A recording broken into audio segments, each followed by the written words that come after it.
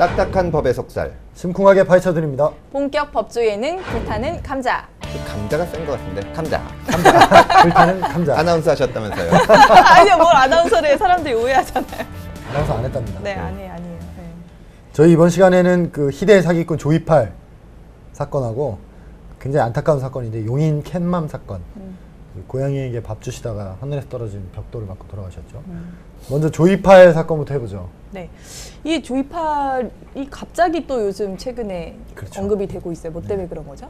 이게 굉장히 오래된 사건인데 어떤 계기 때마다 한 번씩 이렇게 화제가 되는 것 같아요. 이번에는 핵심 측근인 강태용 씨라는 분이 10월 11일 날 중국 공안에 붙잡혔어요. 붙잡혀서 이제 국내 아직 송환은 안 됐는데 곧 송환이 된다 이러면서 이제 이분이 들어오면 다시 수사를 할 수 있잖아요. 이태원 사건 때도 그렇고 요새 사법공조가 잘 되나 봐요. 이게 사법공조가 꼭 안 되더라도 실질적으로 같은 효과를 걷는 수가 있거든요. 그러니까 그 나라에선 추방하는 겁니다. 그 대기하고 있다가 우리 경찰이 잡아오는 거죠. 그게 그쪽하고 얼마나 현실적인 협조가 잘 되냐에 달려 있어요. 조약 같은 것보다. 그러니까 사법공조를 통해서 들어오려면 그쪽에서도 인신을 넘겨줘야 되니까 거기에 불복하는 재판을 걸고 막 소송을 하고 아서 패터슨이 그런 식으로 그죠. 해서 굉장히 송환되는데 오래 걸린 거고 이거는 지금 정말 한국 검찰 대 중국 검찰이 딱 업무적으로 협조를 해서 그냥 이분을 추방하는 형식으로. 추방할 때도 무슨 이유가 있어야지 추방할 거 아니에요. 사법적인 절차가 아니기 때문에 불복이 그렇게 쉽지 않습니다. 말하자면 그 우리나라에서 어떤 외국인한테 비자를 안 내준다. 그럼 우리 정부 맘이에요. 그거에 대해서 뭐 저쪽에서 소송하기는 어렵습니다. 기본적으로. 조이팔 사건 복잡하니까 정리 간단하게 한 번만 해주실까요? 간단하게 할 수 없는 사건인데, 사건이 시작된 건 2004년 11월쯤인데 이제 대구에 본사를 둔 BMC라는 이제 의료기구 임대사업을 하는 회사를 세웠어요. 그래서 골반 교정기, 안마기, 뭐 가요 반주기 이런 것들을 우리가 사서, 당신들이 투자를 하면 우리가 그걸 사서 그걸 필요로 하는 업장에 임대를 해주고 그 임대료를 받아서 당신들에게 투자 수익을 주겠다. 이런 식으로 이제 마케팅을 했는데 최소 투자 단위가 440만 원이었고 440만 원을 투자하면 매월 17만 원을 돌려주는 거죠. 1년에 한 200만 원 되잖아요. 이자만. 거의 수익률이 40%를 넘는, 그렇죠. 굉장히 고수익을 보장을 한 거죠. 근데 이 사건이 2008년 10월에 도주하면서 이제 이 사기 행각이 종료가 됐는데 이 기간 동안 피해액이 검찰은 2조 원대로 보고 있고 피해자들은 이제 6조 원대로 주장하고 있고, 지속 불가능한 사업이니까 언젠가 폭탄 돌리기 하다가 결국 터진 거죠. 다단계라고 하면 사람들이 다단계로 속았다라는 사건 되게 많잖아요. 네. 그럼에도 불구하고 끊임없이 계속해서 이런 다단계 피해가 발생을 하고 있는데 이 사건 같은 경우는 어떻게 속았는지 그것도 궁금해요. 뭐 기본 구조는 다른 다단계 사건하고 비슷한데, 그러니까 그 명목으로 매달 이자를 줬는데 그걸 계속 준 거예요. 실제로 줬기 때문에 투자자들 입장에서는 믿을 수밖에 없고 주변 지인들에게도 권할 수밖에 없는 거죠. 이렇게 돈이 들어오니까. 이게 다단계는 이제 그것도 역사가 굉장히 긴데 제가 검찰에 있을 때 다단계 전담을 했거든요. 제가 참 모르는 게 없어요. 안 하신 게 없어요. 제가 공안부터 다. 근데 다단계 비랑은 안 하셨죠. 제가 물건을 만들면 그 중간 상인을 거쳐서 소비자한테 가는데 여기서 먹는 마진이 있으니까 직접 간다. 또 다른 사람한테 소개해서 그 물건을 사게 해서 마진도 얻는다. 그럼 싸게 사거나 수익을 얻을 수 있지 않냐. 그래가지고 이제 나중에는 어떤 식으로 되냐면 첫사람이 뭘 사면 자기한테 소개를 받고 누가 사면 이 사람이 이제 수당을 받는 겁니다. 흔히 얘기하는. 근데 이게 뒷사람이 낸 돈으로 이걸 받게 되는 거죠. 근데 이게 사람들이 이게 가만히 생각해 보면 말이 안 된다는 걸 알 수가 있거든요. 그렇죠. 수익이 너무 높아. 440만 원을 받아가지고 물건을 사서 그거를 이제 임대해서 그 수익을 내준다는 건데 그렇게 고소득이 나면 자기가 하지. 그렇죠. 왜 다른 사람 시켜주겠어요. 네. 근데 이게 약간 종교 조직 같은 게 있습니다. 특히 지방에서 올라온 대학생들이 전화하지 않습니까? 고향 친구들한테 나 급한 일 있으니까 좀 와달라. 그래서 무조건 납치하듯이 잡아놓고 뭐 한 달이고 이렇게 교육을 시키다 보면 믿게 되는 겁니다. 네. 그래서 이 훈련장에 가보면 뭐 할 수 있다 막 그러고 하는데 믿어요. 그리고 이제 자기 돈도 들어가게 되고, 첫째로는. 두 번째로는 사람들이 한 목돈이 1,000만 원 정도 있다 그랬을 때 이거는 쉽게 주면서 맡겨놓고 하루에 10만 원, 15만 원씩 나오면 그게 굉장히 큰 돈이라고 생각합니다. 이거 나중에 못 찾을 건 생각을 안 하고. 다단계 사기 사건을 저희가 수사를 해서 검거를 하면 맨 위에 총수를 제외한 중간 사람들은 자기도 속거든요. 믿는 거예요. 자기가 이득 취한 건 하나도 없고 자기도 전 재산 갖다 바친 사람이 많습니다. 근데 저 언뜻 얘기를 들어보니까 이 처음 시작하는 사람이야 돈을 많이 벌겠지만 네. 그리고 맨 끝에 있는 사람은 당연히 다들 피해자겠죠. 네. 근데 좀 상부에 있는 사람들은 수익을 낼 법도 하다라는 생각이 굉장히 드는데. 많이 냅니다. 많이 내겠죠. 굉장히 내고 이게 다단계 업계가 어떻게 돼 있냐면 제가 이제 잘 마련해가지고 좋은 다단계 사기 사건을 시작하면 거기 상층부로 들어가는 사람들이 있어요. 그러니까 바로. 이게 굴러가려면 이 사람들이 있어야 되지 않습니까? 네. 근데 초기에 들어온 사람들은 되게 손해를 안 봐요. 그렇겠네요. 그러니까 이제 이 업계를 잘 아는 사람들은 몇 사람 끌고 들어가서 수익 먹고 빠지는 겁니다. 먹튀를 하는 거군요. 네, 그러니까 이 사람들은 어떻게 보면 제일 나쁜데 업체마다 들어가서 해요. 그리고 이제 다단계 그 업주들이 그 사람들은 챙겨주. 이 사람들이 선전꾼이니까 입선전이 중요하잖아요. 선수들이니까. 네, 그 다음에 다단계 사기는 너무나 큰 돈이 모이기 때문에 로비도 정말 강력합니다. 그래서 이제 그 이 조이팔 사건 때도 문제가 됐지만 무슨 수사기관에 있는 사람이나 심지어는 군 관계자 그 언론계 관계자 정계 관계자 힘 있는 사람들은 약속한 대로 챙겨줍니다. 그러니까 실제적으로 이득을 얻는 사람이 있고 그다음에 그걸 가지고 선전을 하고 하니까 깜빡 넘어가는 거죠. 그럼 대체 이 폭탄 돌리기의 끝은 언제쯤 되면 이제 이 사람들이 이제 나 이제 그만하고 튀어야겠구나라는 생각을 하는지 그것도 좀. 그 단계가 되면 이제 여기 이 가입한 사람들도 알거든요. 근데 그걸 못 깨는 겁니다. 왜냐하면 내가 이 폭로해서 깼다가 못 받을까봐. 와르르 무너지면 끝나는 거 아니야. 그러니까 그때는 어쩔 수 없이 매달리는 거죠. 매달리는 거죠. 네. 어쨌든 내가 받을 때까지만 해도 얘가 좀 버텨줬으면 좋겠다. 이런 그러니까 마음이 여러 들게 층위에서 그 거짓말이 유지가 되는데 제가 직접 본 케이스가 그 다단계에서 물, 샴푸 이런 거 파는 게 있어요. 그 생수병 한 개를 정말 10,000원인가 되게 비싸게 파는데 이 회사의 주장에 따르면 이 회사 상장도 했었는데 자기네 회장이 이 물 분자를 바꾸는 법을 개발했다는 거예요. 나 그분 만나서 인터뷰도 했는데 사무실에 가서. 먹으면 뭐 호박도 이만하게 되고 심지어는 머리가 난다. 그래서 제가 그걸 변호인하고 이렇게 얘기를 하다가 그게 말이 되는 소리냐. 그랬더니 검찰의 최고위층 출신 그 변호사 이름을 대면서 그분이 대머리거든요. 발랐더니 머리가 난대. 그러니까 그분들은 돈도 챙겨지고 하니까 그걸 믿는 거고 밑에 사람들은 이제 죽지 못해 끌려가는 사람들이 있어요. 내가 여기서 폭로하느니 몇 사람 더 끌어들여서 하면 내 피해를 조금이라도 찾지 않을까. 그래서 이게 정말 비극으로 가는 겁니다. 여러 거짓말들이 중첩되면서 점점 커지는 건데. 다단계 하지 마세요. 그리고 이게 인간관계를 파괴하는 면이 있습니다. 우리나라에서의 다단계 영업은 피해자들이 자기 돈만 갖다 넣는 게 아니라 자기 친척, 친구들 다 갖다 넣는 수가 있거든요. 그래서 본인들도 굉장히 어려운 입장이 돼요. 얼마 전에도 친구가 와서 화장품 하는데 이게 얼마나 좋은데 이걸 안 사냐. 나는 그런 거 안 한다. 그랬더니 굉장히 욕을 하고. 근데 그거 하면 안 됩니다. 저희 부모님도 친척분들 통해서 꽤 사셨어요. 저희 엄마도 비슷한 거 하나 했었는데. 근데 다단계라는 게 구체적으로 법적으로는 어떤 선을 넘으면 이게 불법이 되는 건가요? 기본적으로는 그 자체를 불법으로 하기는 어렵습니다. 그렇죠. 예. 근데 이제 방문 판매에 관한 법률에서 규제를 하고 원래 아이디어처럼 물건을 팔면서 그 마진을 서로 나누는 구조. 네. 이거면은 그 큰 괜찮고. 사기가 나올 수가 없기 때문에 예. 네. 법으로 어떻게 돼 있냐면 물건이 예를 들어서 10,000원이다. 네. 그러면 그 수당이라고 이렇게 지급하는 거를 3,500원을 못 넘게 합니다. 그러니까 그거를 못 넘으면 이게 일확천금의 가능성이 보여야 대규모 사기가 되거든요. 예. 근데 예전에는 법에 그 35%를 넘어서 수당을 주면 그 자체로 처벌하는 규정이 있었습니다. 그래서 그것만 가지고도 이제 불법 다단계 업체들을 저희가 잡아낼 수가 있었는데 어느 날 갑자기 그게 법이 바뀌었어요. 네. 이게 다단계 업체의 로비 때문입니다. 몇 프로로 바뀌었나요? 35%는 35% 그대로 있는데 처벌이 안 돼요. 처벌상이 없어졌어요. 네, 그게 정말 그거 가지고 여러 가지 보도도 있고 말이 많았는데 무슨 저기 결제 과정에서 어떤 문제가 있었다 하는데 저 보도 본 기억납니다. 예, 하여튼 다단계 수사를 해본 검사들은 왜냐하면 다단계 업체가 엄청나게 로비를 하면서 그 여러 변호인도 동원하고 그래가지고 사기가 아니다라고 주장을 하는데 그걸 파헤치는데 시간이 걸리고 그런 사이에 피해자가 늘어나는데 그 수당 35% 넘게 준 거는 찾기가 쉽거든요. 예, 근데 예. 그게 없어지니까 법을 바꿀 정도로 다단계 업체의 힘이 세기 때문에 개인의 머리로 내가 보기엔 이건 사기 아닌 것 같아 하고 절대 하지 마십시오. 안 됩니다. 그 상식적으로 생각을 해보면 어떤 장사를 해가지고 큰 자본 안 들이고 35% 남기는 건 불가능하잖아요. 불가능하죠. 네. 네. 그러니까 여기서는 뭐 몇 개월 만에 원리금을 다 챙길 수 있다고 했으니까 몇 개월 만에 100%를 넘게 받아갈 수 있다는 주장을 한 거니까 그 자체로 법 위반인데 처벌 조항이 지금 없어졌다는 말씀이신 거죠. 그럼 처벌 조항이 없어지면 어떻게 되는 건가요? 전체적인 거를 밝혀내서 이게 사기다. 사기죄로 처벌해야 형법. 돼요. 도망을 사기죄. 가거나 뭐 예, 예. 이렇게 됐을 때 예. 그러니까 기망의 의도를 입증해야 되는 거죠. 그렇죠. 굉장히 네, 근데 어려운 이제 수사가 되는 거고.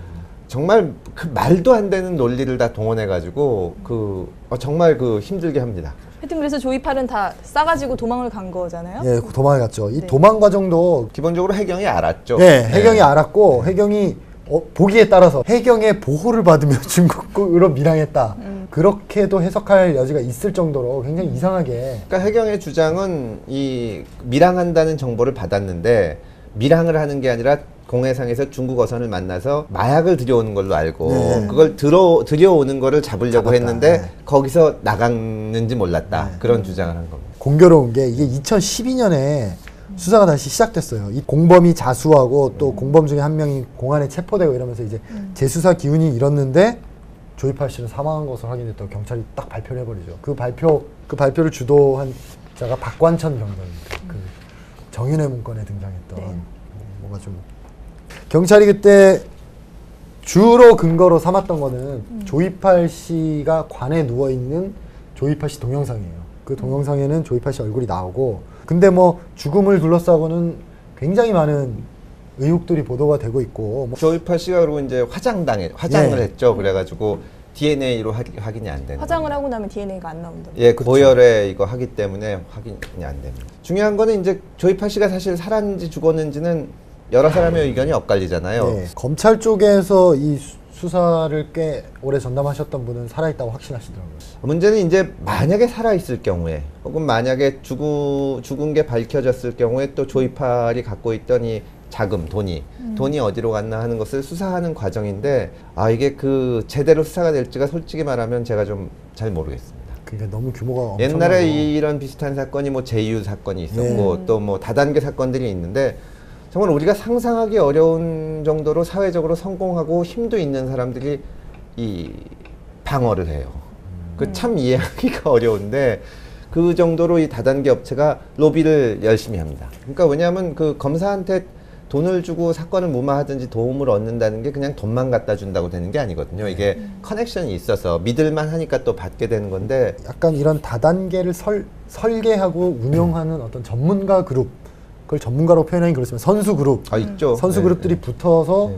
쫙 한 거고 그 그룹들은 드러나지 않았고 조이팔은 일종의 바지 사장 아니냐 뭐 그런 논리를 펴는 분도 계시더라고요. 그 말도 뭐 아주 일리 없는 말은 아닌 것 같아요. 네, 뭐 말 나온 김에 얘기하면 또 검찰에도 외롭게 여기 상대하는 다단계 그 전문 검사가 하나 이종근 있- 검사라고 검사라고 예 정말 훌륭한 분이죠. 술자리에서 뵌 적이 있는데 이분이 그 유명한 박은정 검사 남편 되시거든요. 그 박은정 검사라 하면 나경원 당시 한나라당 의원이죠. 예, 예. 그때 남편인 판사로부터 뭐 압박 전화를 받았다는 요지에 그때 당시 폭로라고 해야 되나 하여튼 그렇게 얘기하셔서 꽤 유명세를 치르셨던 분이 하여튼 그분 남편 되신 분인데 이분은 이제 자기 집안에 다단계 피해자가 있어서 어릴 때부터 나는 검사가 돼서 다단계를 뿌리를 뽑겠다 이런 일념으로 검사 생활을 하고 계신 분이고 다단계에 있어서는 검찰 내에서도 거의 손꼽히는 전문가. 다단계 업체 쪽에는 아주 유명하고 네. 다단계 업체 저희가 수사하다 보면 변호인이 와서 혹시 이종근 검사가 전화해가지고 여기 나쁜 업체라고 하지 않았냐 막 이렇게 얘기하는데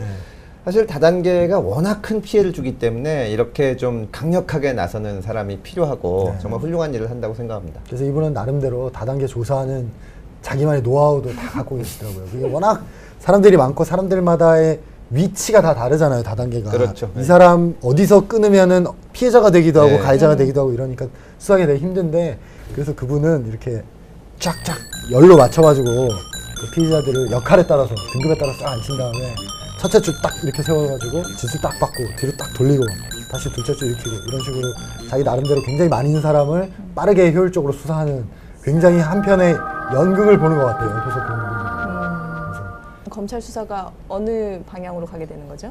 일단 강 씨가 들어오면 가장 관심이 가는 거는 조이팔 살아있는지 죽어있는지, 예. 살아있는지 죽어있는지 뭐 단군 일의 최대 사기 사건이라고 그랬던 거기 때문에 조이팔이 없는 상태에서는 굉장히 중형이 예상되거든요. 그러면 본인으로서는 뭐 우리나라에 플리바기닝은 없지만 선처를 바랄 수 있는 카드가 조이팔이 만약에 살아있다면 그거 하고 또 이 정관계 로비한 게 뭐 수사기관에 로비한 게 있으면 그런 걸 테니까 상당히 지켜봐야죠. 이게 피해자들이 대부분 대구 경북 지역 분들이고 박근혜 대통령의 이 정치적 탑밭 아니겠습니까? 이번에 해결돼야 되겠네요. 그러니까 그러면. 뭐 특별수사본부라도 대통령이 좀 지시를 해가지고 특별수사본부 같은 데 책임지고 촥 해야 되는 거 아니냐 이런 얘기를 피해자분들은 오래전부터 하고 있던데 잘 모르겠습니다. 이번에 들어왔으니까 뭐 대구지검 쪽에서도 수사를 열심히 하겠다고 하고 경찰 쪽에서도 하겠다고 하니까 지켜보고 다음에 다시 한번. 그러시죠. 예. 이번에는 되게 안타까운 사건입니다. 용인 캔맘 사건으로 불리는데 이 사건 뭐 많은 분들이 안타까워하고 내용을 다 알고 계실 텐데 그래도 황춘아 기자가 정리를 좀 해주시죠. 네, 이달 8일이네요. 용인의 한 아파트 단지에서 이제 고양이 집을 지어주고 있던 50대 캣맘. 캔맘이 뭐죠? 캣맘이 길고양이들 이렇게 밥 주고 이렇게 좀 관리해주는 분들이더라고요. 그러니까 주인 없는 고양이들 돌아다니면서 밥 주면 매일 와서 밥 얻는. 왜냐하면 고양이들이 그분들 얘기는 뭐냐면 고양이들이 이렇게 배고프고 그러면 쓰레기 봉지 같은 거 막 찢어가지고 안에 있는 거 먹고 막 이렇게 다 어지럽히고 하니까 오히려 이렇게 밥을 주거나 하면 이렇게 깔끔하게 반대하는 분들 된다. 입장에서는 밥을 자꾸 주니까 우리 동네 모인다. 맨날 온다. 네, 그거. 네, 예, 네. 그게 논란이 계속되는 거죠. 하여튼 이 사건은 보니까 무슨 어린 새끼 고양이들이 있는데 걔네가 이렇게 막 불쌍하게 돌아다니니까 아유, 집을 이제 지어주려고 하여튼 아래서 작업을 하고 있었는데 갑자기 이 위에서 1.8kg짜리 벽돌이 떨어진 거예요. 그래서 그거를 맞고 그 50대 캣맘은 돌아가셨고 그리고 그 옆에 있던 20대 남성이 그 머리에서 맞은 벽돌을 튕겨서 또 맞은 거예요. 네. 근데 그분도 이제 두개골 골절이랑 한몰 이걸로 지금. 그래서 이제 그때는 이제 캣맘이니까 네. 캣맘을 혐오한 범죄가 아니냐 처음에. 왜냐면 자연스럽게 그냥 돌이 하늘에서 떨어질 일은 없으니까 그렇죠. 누군가가 떨어뜨렸을 텐데 그게 캣맘이기 때문에 그런 거 아니냐라는 말이 처음에 나왔었어요. 근데 이제 수사를 하다가 보니까 초등학교 4학년 어린이 3명이 이렇게 옥상에서 중력 실험 그걸 한다고 벽돌을 떨어뜨렸다는 거예요. 네. 근데 그거를 맞고 돌아가신 거죠. 돌아가신 것으로. 사고가 된 거군요. 범죄가 아니라. 그렇죠. 그 학생들은 지금 몰랐다라고 주장을 하고 있는 상황이니까. 몰라도 성인이 하면 범죄죠. 네. 아파트 밑에 사람이 있을 수 있는 건데 거기다 뭘 던져놓고 나서 나는 몰랐다고 하면은 최소한 이제 과실치사나 혹은 아파트 밑에 사람이 늘상 다니던 길이 있으면 미필적고에 의한 살인도 될 수 있는 거니까. 근데 이제 우리나라 법상 14세 미만의 아이의 행위는 처벌을 못 하거든요. 그러니까 예. 범죄가 안 되는 거죠. 일단은. 소년법상 촉법소년으로 네. 분류가 되기 때문에 안 된다. 촉법소년도 안 되죠. 그러니까 촉법소년이 10살부터 13살까지 아닌가요? 그러니까 10살부터 14세 미만. 그러니까 13세. 13세 11개월도 촉법소년이죠. 그러니까 예. 촉법소년, 저도 처음에 검사되고 촉법소년이라는 게 있어가지고 이게 뭔가 했는데, 그러니까 14세 미만은 처벌을 안 받습니다. 근데 10세부터 14세까지는 처벌은 못 받지만 가정법원에 가가지고 보호처분이라는 걸 받는데 그 중에 소년원 가는 것도 있어요. 그러니까 사실상 처벌 비슷한 걸 받죠. 예. 근데 10세가 안 되면 그것도 못 합니다. 그러니까 이 가해 학생은 만 9살 몇 개월인 거죠? 9살 몇 개월이니까 촉법소년도 안 되는 거죠. 촉법소년도 안 그러니까 되죠. 소년원도 안 가고 가정법원에서 어떤 보호처분도 못 하고 하니까 지금 문제가 됐고 이 나이를 더 낮춰야 되지 않냐는 논란이 나오는 겁니다. 그런 얘기가 있더라고요. 그러니까 나이를 더 낮춰야 되는 거 아니에요? 이 정도 나이가 되면 사실 요즘 애들이 많이 성숙해서 알 거 다 안다라고 주장이 있는데 그에 대해서는 어떻게 생각하시나요? 저는 반대예요.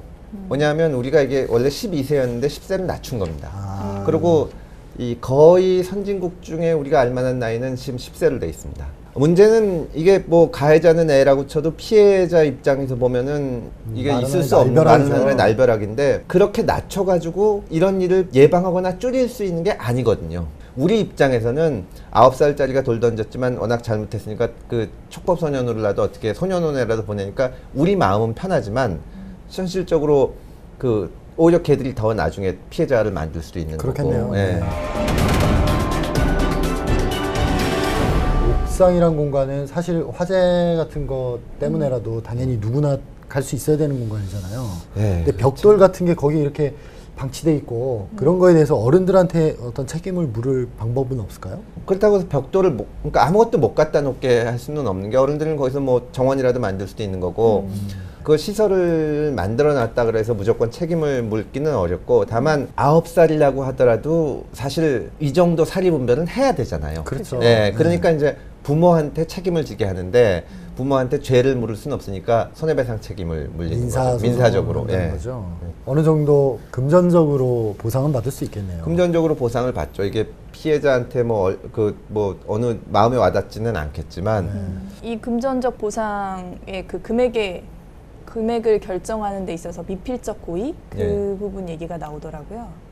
민사소송을 하는데 그게 이제 그 우리 법 체계상으로는 사실은 큰 차이는 없어요. 형사적인 처벌을 할 때는 고의로 누구를 이제 다치게 한 거나 네. 혹은 이렇게 하다가 실수를 다치게 한 건 당연히 차이가 있는데 민사 손해배상은 잘못한 놈을 처벌하겠다는 것이 아니라 발생한 손해에 대해서 제가 고의로 했건 과실로 하건 이분이 다치지 않았습니까? 이 손해를 누가 분담하는 것이 적절하냐. 그러니까 과실이 큰가 고의가 큰가는 안 따지는데 다만 관리가 아주 소홀했다거나 고의가 있을 경우에는 피해자에 대한 위자료. 그러니까 아이들이 어떻게 하다가 실수로 이런 일이 벌어졌을 때 그 유족들이 억울한 거하고 실제 집어 던져가지고 했을 때 이 마음의 상처라는 거는 고의가 훨씬 크니까 위자료에서 받게 되는데 그렇게 큰 차이가 나긴 어렵습니다.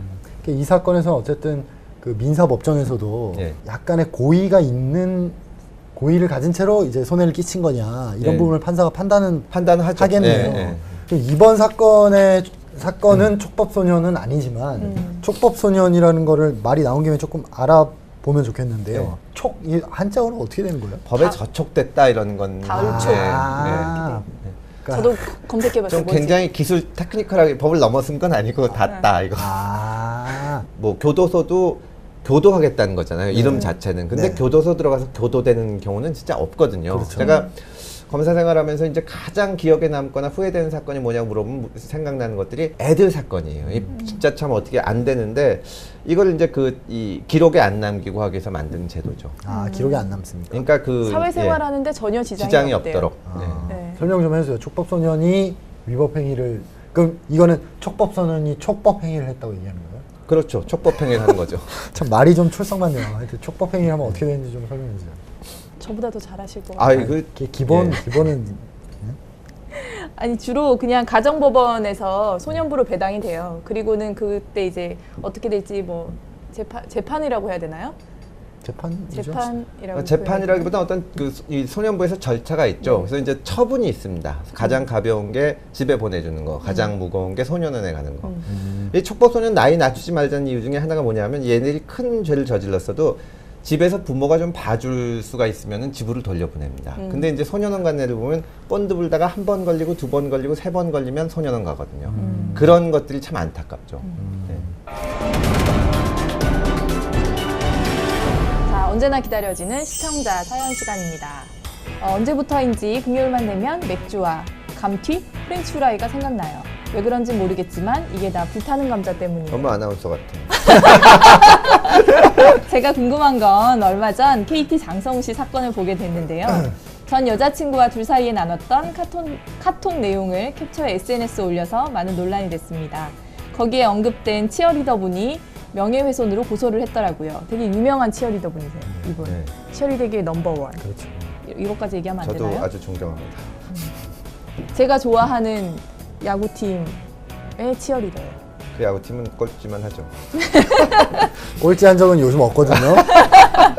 솔직히 이번 사건에 대해 프로야구를 사랑하는 팬으로서 무척 실망스럽고 또 같은 남자로서 SNS에 올라온 글을 읽으면서 너무 화가 나서 제가 다 얼굴이 화끈거리고 쪽팔렸습니다.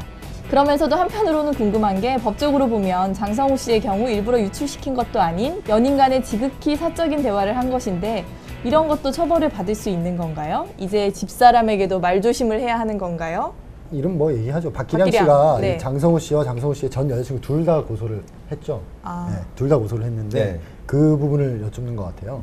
원인 제공은 결국 그 장성우 씨가 한 거죠. 근데 이제 제가 보면 보호해야 될 그게 가치가 사생활의 가치가 있기 때문에 이거를 장성우 씨를 처벌할 수는 없고 오히려 이걸 유출시킨 그 여자친구 예, 전 혹은 또 여자친구. 이걸 인터넷에 퍼뜨린 사람들 네. 이런 사람들은 처벌이 가능하고 손해배상도 하게 됩니다. 예. 장성우 씨 같은 경우는 이제 팬들의 그 응징을 받아야 되지 않을까 네. 그렇게 생각을 합니다. 장성우 씨 같은 경우에는 이제 각하가 되겠네요. 그거는 뭐 범죄 혐의로 보기는 어렵잖아요.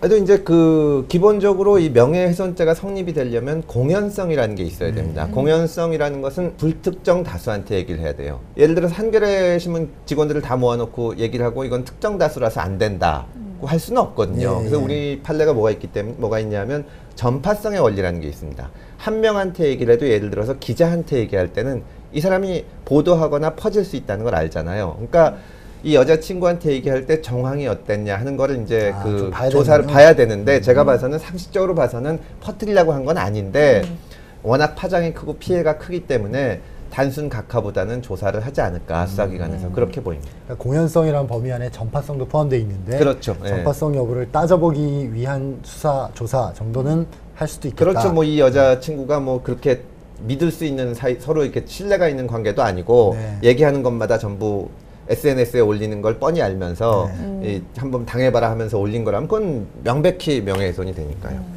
참 저는 저의 20대에 이런 개인 메신저가 없던 시대를 살았다는 게 정말 저희의 말은 지구상에 남아있지 않아요. 네.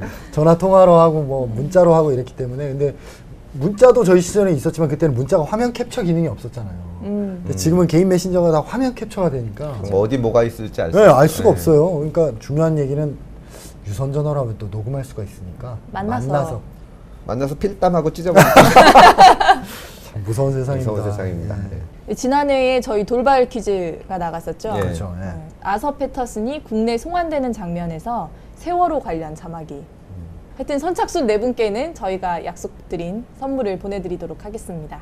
하여튼 이게 보니까 지난 공개 방송 때보다 무려 30배가 넘는 분들의 메일과 메시지가 도착했다고. 이 책을 저는 보내시는 계산이 되는데? 저는 분들이. 계산이 막 되는데? 방송이 업로드되고 1시간도 안 돼서 정답이 아무튼 제작진의 종종 자막 실수 이벤트를 열겠다고 하니까 무슨 자막 실수 이벤트야. 한번 또 기대를 해보도록 하죠. 저도 종종 오타 실수 이벤트를 하겠습니다.